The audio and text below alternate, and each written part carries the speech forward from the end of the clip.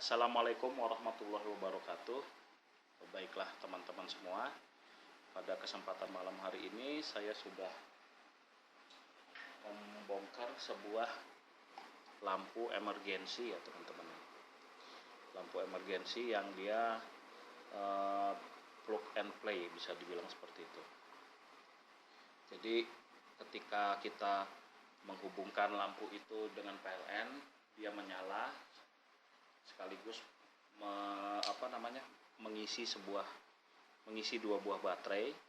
Kemudian ketika PLN itu mati, dia menggunakan daya dari baterai untuk menghidupkan lampu LED ya, kurang lebih seperti itu prinsip kerjanya, prinsip kerja dari rangkaian lampu emergensi ini. Baiklah, kita langsung ke rangkaian ya teman-teman. Di sini setelah saya bongkar, teman-teman bisa lihat ini adalah rangkaian basic ya, tipikal ya, artinya karakteristik rangkaian dari sebuah SMPS.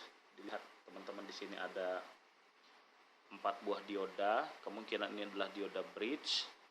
Kemudian di sini ada elko yang kurang lebih besar tegangannya ini 400 volt, kemungkinan ini elko primer. Ini ada transistor switching, kemungkinan ya transistor switching, dan ini ada transistor osilasi ya teman-teman. Jadi transistor switching ini di driver oleh transistor osilasi.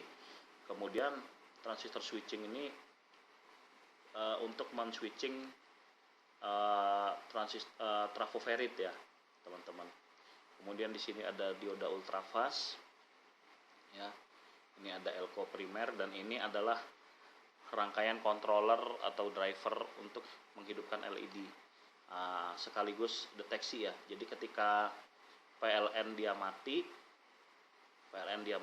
maka SMPS off, sehingga dia mengambil daya kebalikannya dari baterai, diambil untuk menghidupkan LED.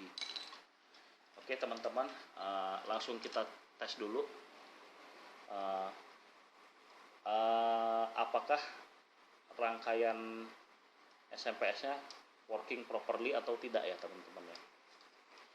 Jadi pengetesannya adalah dengan kita connect ya. Oke, kita connect, kemudian ini kita ukur menggunakan sebuah multitester. Hati-hati ya teman-teman ya, karena ini bisa konslet kalau tidak hati-hati. Terutama kabel yang ini ya, kabel yang di sirkuit AC ini. Jadi cukup dipastikan saja bahwa tidak ada kabel yang short.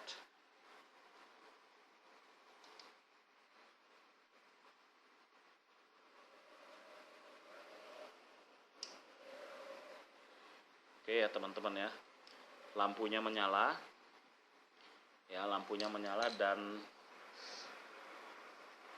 multitester menunjukkan tegangan 5,37 ya, artinya SMPS dari rangkaian lampu emergensi ini bekerja ya.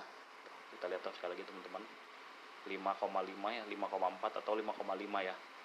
Jadi kemungkinan ini mencas ke baterai dengan tegangan 4 volt. Oke, saya pastikan. Oke teman-teman, sejauh ini rangkaian ini tidak ada masalah ya. Jadi artinya SMPS ini tidak ada masalah, tidak ada kerusakan di SMPS.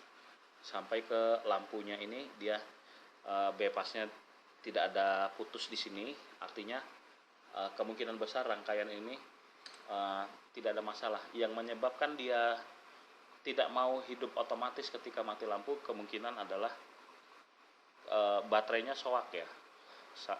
Kemungkinan besarnya di situ. Jadi kita akan coba ukur baterainya.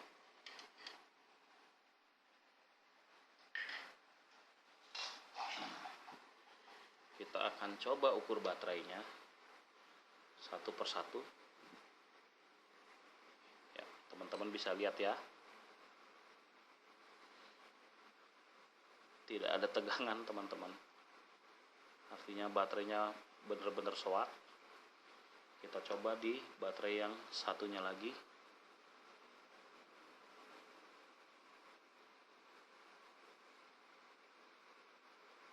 Ada, tapi sangat kecil sekali, tidak sampai 1 volt, dan itu fluktuatif ya teman-teman. Oke, sudah mulai stabil, tidak sampai 1 volt, hanya sekitar 0,6, sangat kecil sekali dan sangat mustahil dapat menghidupkan rangkaian LED. Oke, sekarang kita coba untuk paparkan rangkaiannya ya teman-teman ya, dalam bentuk gambar. Jadi di sini sudah ada dioda bridge, ini elko filter yang tadi saya tunjukkan, elko primer yang 400 volt ya teman-teman. Ini trafo ferit, ini dioda ultrafastnya, dan ini kapasitor sekunder ya teman-teman, kapasitor sekunder.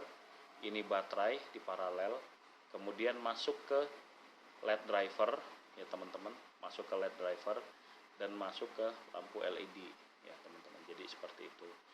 Dan di sini sudah saya bikin juga L1 dan N, dia menghidupkan langsung lampu PLN. Bisa teman-teman nanti bisa kita pasang lampu LED ataupun lampu pijar ya. Yang pasti dari rangkaian ini dia sudah tidak ada masalah. Jadi di sekitaran SMPS ini tidak masalah, sampai titik ini dia mengeluarkan tegangan kurang lebih 5,5 volt ya. Jadi ini positif, ini negatif. Di sini dia keluar 5,5 ya. Untuk mengisi baterai di sini. Ya teman-teman. Dan di sini di rangkaian PWM juga tidak ada masalah karena dia di sini keluar. Artinya rangkaian PWM tadi yang menggunakan satu buah transistor osilasi kemungkinan juga tidak ada masalah ya teman-teman. Jadi baik-baik saja. Hanya masalahnya ada di baterai ini ya teman-teman, baterai yang kita paralel ini. Jadi kemungkinan baterainya tidak mengisi ya teman-teman, baterainya tidak mengisi, sehingga ketika PLN off dia tidak auto on ke LED ya. Jadi kurang lebih gambaran umumnya itu seperti ini. Kalau kita gambarkan ke blok diagram ya teman-teman, misalnya ini adalah SMPS, jadi ini L1, ini N. Nah, kurang lebih seperti ini ya teman-teman. Ini masuk ke lampu, output SMPS ini saya bikinkan dalam bentuk blok-blok saja, baterai, lalu ini ke LED driver atau itu controller lah ya. Baru ini adalah lampu LED. Jadi ketika L1 dan N masuk, ini dia tidak aktif, dan ketika di sini mati ya, maka baterai ini akan masuk akan membackup LED driver, dan LED driver akan mengeluarkan lampu LED. Jadi kurang lebih seperti itu gambaran umumnya, sistemnya sangat sederhana sebenarnya teman-teman. Oke, saya rasa cukup bedah rangkaiannya, cukup komplit sistemnya ya, ada SMPS-nya, ada baterainya, ada LED drivernya, dan saya rasa cukup video dari saya untuk hari ini. Wassalamualaikum warahmatullahi wabarakatuh.